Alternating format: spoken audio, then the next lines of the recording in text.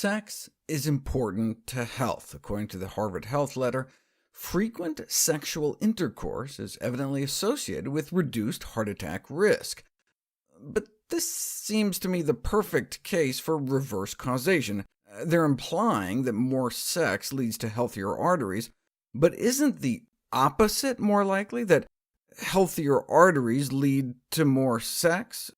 Blood flow in the penis is so reflective of blood flow elsewhere that penile Doppler ultrasound can predict cardiovascular disease. But low frequency of sexual activity may predict cardiovascular disease in men independently of erectile dysfunction, suggesting that sex may be more than just fun, but therapeutic. Or at least, so says an editor of the Journal of Sexual Medicine, in discussing whether or not frequent sexual activity should be prescribed to improve general health. In men, they suggest, it's because more sex means more testosterone. When men make love, they get a big spike in testosterone levels in their blood, but interestingly, in contrast, they get no testosterone boost when they masturbate.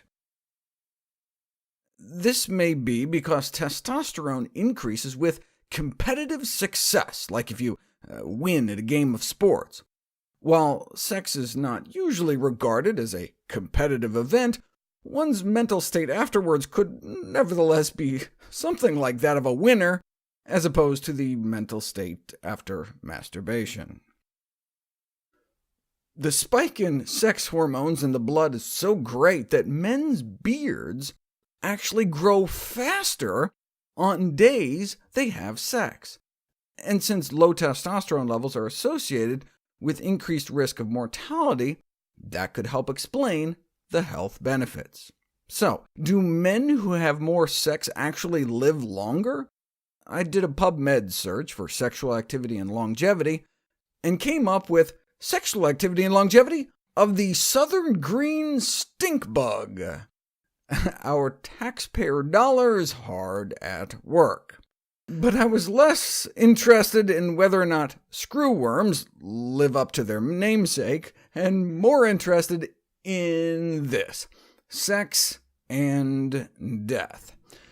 A study whose objective was to examine the relation between frequency of orgasm and mortality.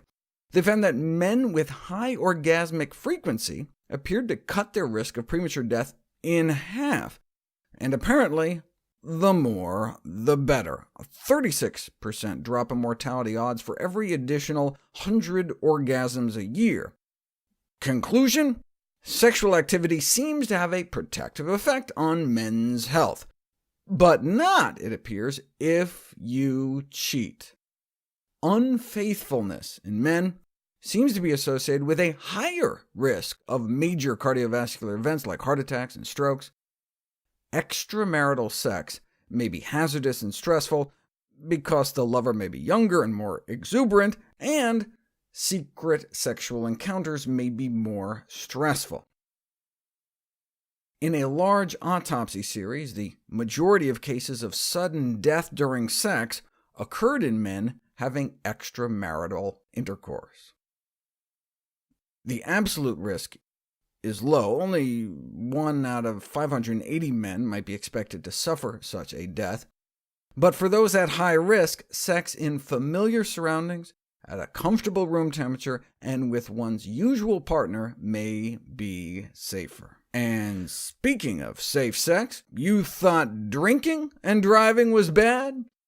While it's generally assumed that sexual behavior happens in parked cars, there's little discussion in the research literature of sexual activity in moving vehicles.